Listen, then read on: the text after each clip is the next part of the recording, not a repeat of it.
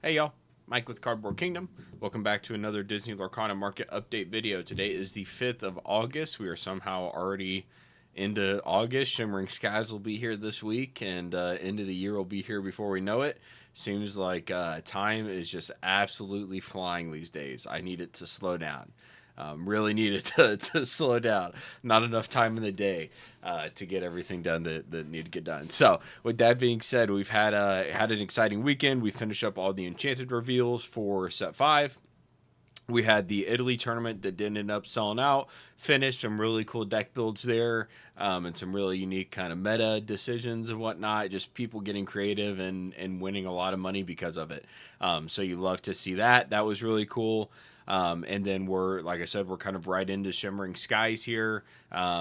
Big release, and then we'll be off into the races. I do think, and I wanted to touch on the Enchanteds that were released. I think all in, once again, I originally, whenever the first couple were released, I liked a couple of them, didn't like a couple of them, was kind of me on the entire set as a whole. Since then, I did a complete 180. I think the artwork, when you think about the Shimmering Skies theme, and they're going to this party at the Great Illuminary, like all of the lore and everything, when you kind of batch all that in, I think they did do a good job. There are definitely some cards that I still think are going to perform pretty poorly from like a price charting perspective, but at the end of the day, I think that they did do a good job overall. We got some princesses in here. I don't know if you can necessarily consider Vanellope a princess. I would kind of give her that in moniker, but we do have Vanellope in there, and then we did get the Snow White at the end of last week. So Snow White does get her second Enchanted. Once again, I'm very curious if this is going to be the first time we see a second iteration of an Enchanted surpass a first iteration of an Enchanted.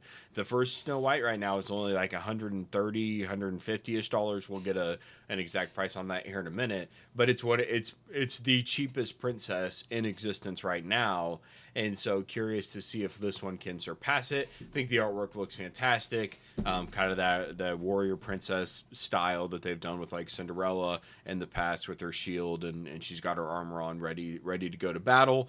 So that's very cool, and it's a pretty playable card. It seems to be very well received by the player community. So that's nice.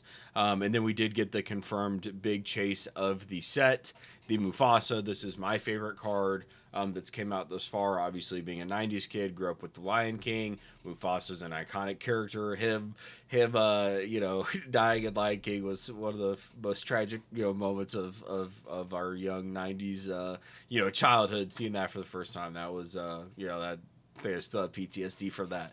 But he does get his Enchanted. Obviously, we have the Mufasa like a live action movie coming out later. I think probably 2025. But they did hint at that, which is cool. And then the artwork on this card. I don't want to mispronounce this person's name, but Joachim, possibly.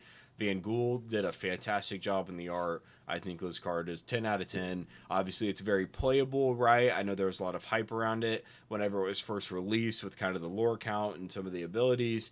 You had the collecting aspect of it with Mufasa getting his first Enchanted. It's this kind of new Shimmering Sky style, very colorful, very vibrant, iconic IP. Like, there's a lot going for this card, so I'm very curious if it can outpace like the Ariel, for example, from Set 4, Ursula's Return. Very curious where this will land in terms of chase cards, because it's probably my favorite card thus far, just overall when you look at just pure art, IP, etc. This definitely is up there, if not number one for me. I think that this card is absolutely gorgeous. Overall, like I said, the arts have been pretty good. I think they even stepped up the location enchanteds. They look better than the ones in the past. Like, and I think they probably just gave the artist more creative freedom to get kind of wild with these. To be fair, I don't think these are going to be as bad. Alpha feels bad, but I would be lying if I said I think they're not going to be the worst performing cards from a price perspective in the set, unless they become very meta and very playable. At that point, that's going to drive the price up. But at the end of the day, I expect them to be around that $40 to $50 price point. Whenever we're looking at these enchanteds, and that's worth noting, and something that as a collector first, I hate selling my raw enchanteds. Like, I typically don't do it, but if you are kind of, I guess, the way to collecting agnostic, you truly are just like wanting to play the game and opening some packs for fun, trying to make money, etc. I would definitely sell these enchanteds if you're able to pull them on Friday. I would get them listed as soon as possible to sell them. We've seen it with every set. Just calling back, for example, to Ursula's Return. The first day of opening packs, someone paid $799 from a Minnie Mouse for a Minnie Mouse. That card is now sub $100, I think, or right around there. So you're able to get a premium on release for almost every enchanted, and they're going to go down dramatically as the site continues to be open and more supply hits the market. I think some people are willing to pay a premium for those first couple of copies because they want to get them off to the grading companies and be the first one to list kind of a PSA 10 for sale. There usually is some decent money to be made there. So at the end of the day, if you pull an enchanted and you don't really care about collecting, I would say get it listed as soon as possible. That's going to be your best chance to get the most bang for your buck, because it's kind of going to be a race to the bottom after that initial ceiling is established. The one card that I could see going the other way, and most likely it's not, but the Mufasa, I truly could see it being one of those cards where, if it gets listed at 300 or 400 and it actually stays there and goes up, I could see that. I think there's a world where that exists. For the rest of the cards, I don't think that's a possibility, and it truly might not be a possibility for Mufasa, but that would be the only one that, if I wasn't a collector and didn't care about adding these cards to my collection, I think that the Mufasa is one that, in the rare chance we could see it have that kind of high ceiling or floor established and trend up depending on just how much is pulled and what that looks like. So overall, very excited about the set as a whole. Very excited about the characters that they chose. I think the last couple of reveals really solidified it with the Mufasa, the Snow White, the Arthur. Robin Hood was toward the back end. I think they just did a really good job. Different art style, very cool theme. I've seen some rumors about some like textured foils and things like that. So excited to, very, very excited to get into the set as a whole. I do wish Belle would have gotten an enchanted. I think she would have done really well with one. But other than that, I'm very, very excited for the set as a whole, like I mentioned. So with that being said, one quick update, guys. I'm going to be doing, I think I'm going to call it just like a market recap video. I'm going to try and get it posted tomorrow. There's quite a bit of work going into it. So, it might be a little bit later than I would like. I'm going out of town tomorrow through the rest of the week for work. So, can't really do anything video related while I'm out of town. I'm going to try and get it banged out today and put out tomorrow. But essentially what I'm going to do is I'm going to go through and look at roughly 20 or so products, like between sealed and single cards, maybe a little bit more, but definitely probably around 20, give or take. We're going to look at how much what's the low price point for the month of July? What was the low price one sold for between like TCG Player and eBay? What was the high price that one sold for, if it was like a sealed, just like high and low? And then if it's a single card, we're going to look at what is the low price for a raw, what is the high price for a raw. We're going to look at the same for a PSA 10 version. And then we're also going to look at the pop report and see how many PSA 10s are in existence. And we're going to kind of track that month over month. So it'll probably evolve. This is going to be the first iteration of it, but that'll give us kind of an idea of just what type of volatility are we looking at month to month. And then as we get more data, we can kind of stack it up month over month and just kind of have that, talk about it once a month in a video after the month has came to a close, and just give us some kind of hard data to go off of there. If there's anything you guys would really want included in there, please let me know and I'll do my best to add it. But right now it's definitely I plan on doing raw, high and low sales, PSA 10 high and low sales, and then total PSA 10 pop report. And maybe I'll throw in the gem mint rate. I'm already going to be there, so throw in the gem mint rate of those cards as well. See if that changes over time. I think it is getting a little bit harder. PSA has a very, if you're familiar with PSA at all, I've got a lot of qualms with them. about the way they grade vintage Pokemon. They have essentially just made a decision that they're no longer going to be awarding 10s. I have some very, very clean cards that are pack fresh, pulled by me, immediately put into a sleeve. I mean, you're talking like mint cards, and they get 9s every time.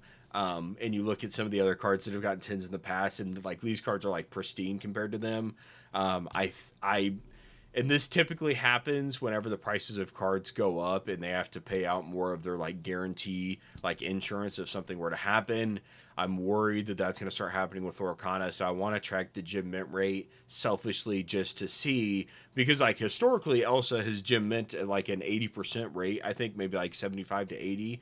Curious if we start to see that drop off now, just because it's a what, $1,500 or $2,000 card in a 10. Is that going to impact their decision on how they grade it? Now, I have recommended PSA in the past, and that is the grading company that I prefer to use, simply because fast turnaround times, it's cheap enough, and at the end of the day, I think they're the best of the worst. I'm not necessarily a fan of theirs. I will say I like the magazine. The magazine is cool. I'm glad they started doing that. But at the end of the day, it's just kind of the lesser of two evils or three evils, or however you want to put it. So very curious to see what they do on the Enchanteds, if it gets harder or if it remains as easy as it has been with those like 70-80% gem mint grades. But that is what we're looking at right now, guys, for the market recap. Please let me know if you want to include anything else in that video. A couple price things for today, and then we will be out of here.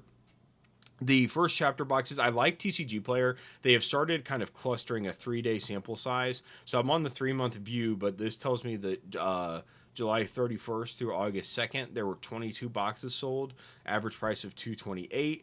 And if we go back for the next 3-day sample, July 25th through the July 27th, 33 items sold with the average price of $226. So you can see a couple are, 30% less boxes sold the next 3-day sample, but it was at a couple $2-3 price point higher.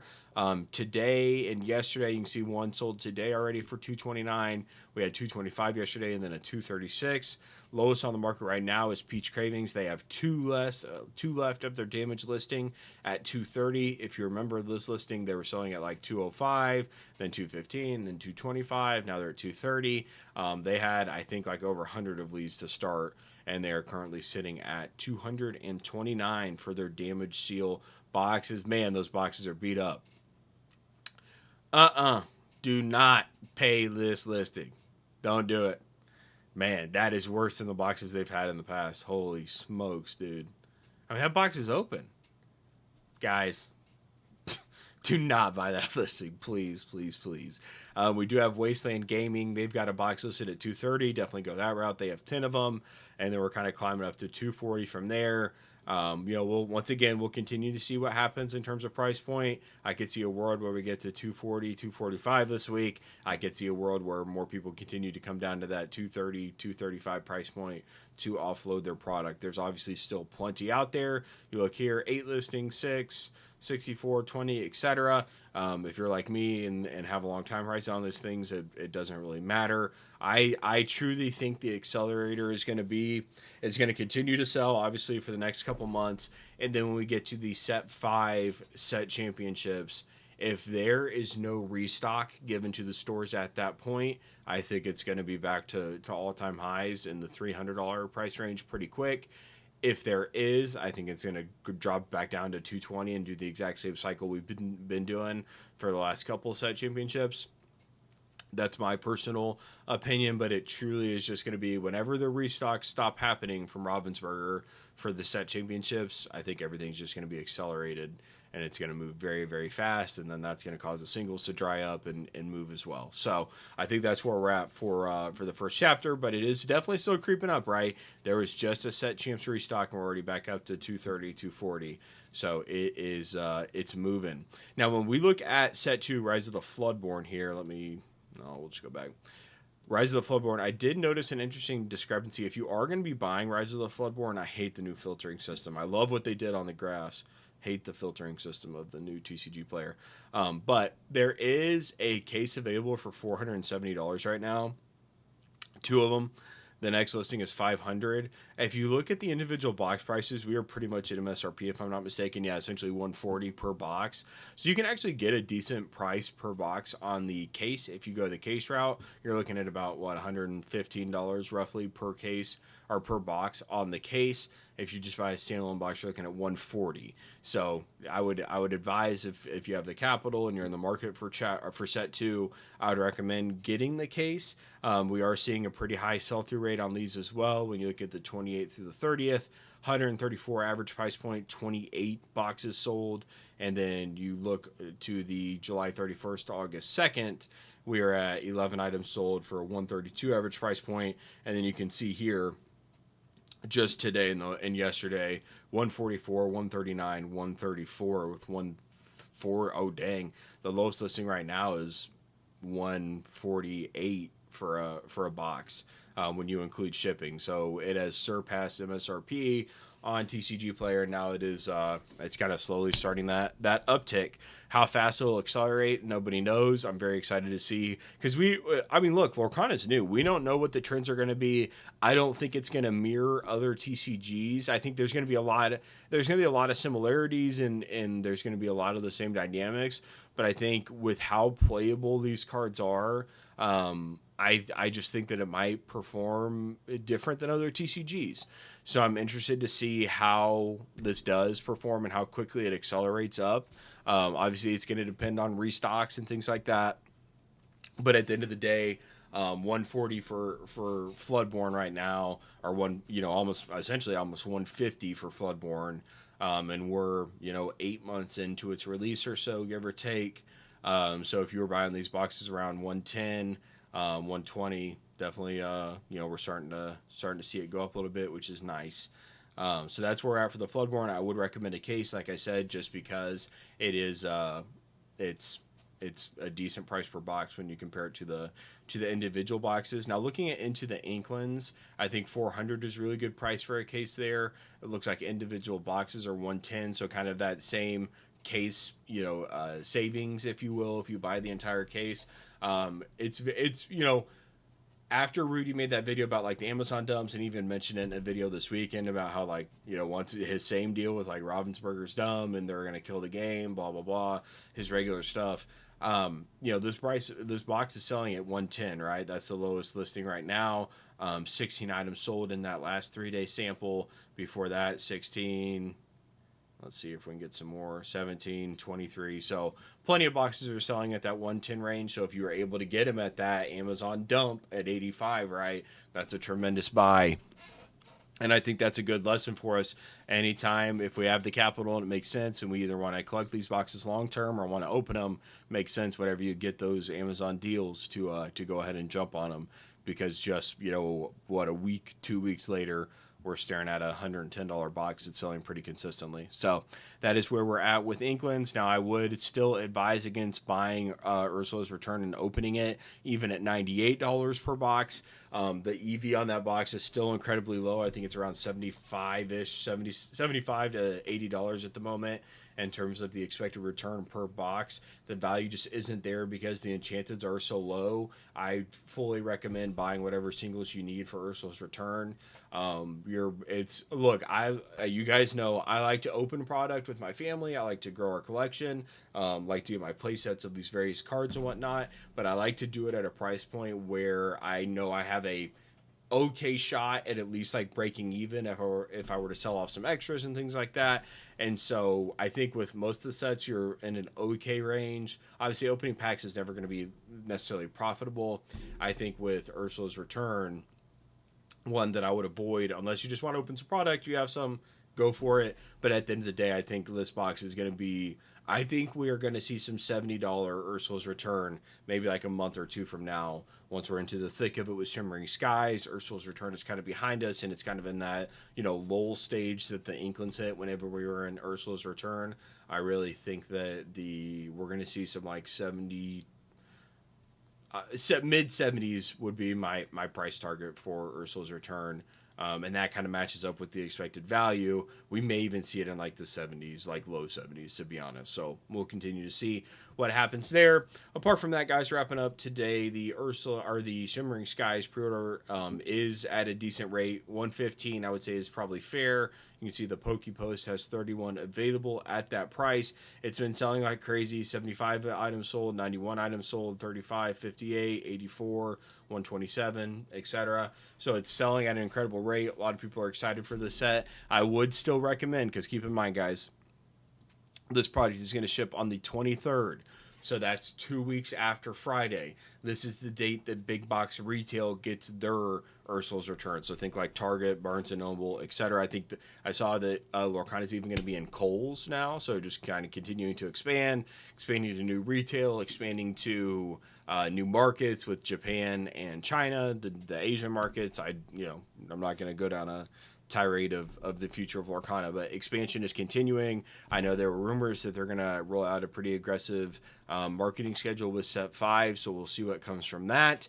But at the end of the day, I think 115 is an okay price, but I definitely would still look at your LGS and see if they have a similar price point and support them if possible. I think 119 for a August 9th release, so 2 weeks prior to TCG Player here. If you can get them around like 119 for this Friday, I think that's more than fair. Honestly, even like 129. Just make sure you're supporting your LGSs where you can. I've heard you guys have given me some horror stories about boxes like only selling at like 159 or 179 on LGS release. That's just a bad business owner in my opinion. And so at the end of the day, you probably can't support that. But if it makes sense, I would encourage you to do so. And at the end of the day, it's just a lot of fun. And I know me and my friends, we're going to be going there, getting some sealed product. We're gonna battle a little bit while we're there and have some fun with it. So very, very excited for Friday. Kind of be gone all week for work, come back, see the fam, and then head and open some Lorcana on Friday. So that'll make for a pretty exciting day. So with that being said, guys, that is going to be a wrap for me. I'm going to get to work on this market recap video. I apologize if I don't get it out tomorrow. That's going to be the goal. But with the travel schedule and whatnot, it's just going to be a little bit hard, but I do intend to have it up by tomorrow. Once again, if you see this video and want anything added to the market recap video, please let me know. Right now it's high price, low price for raw and graded.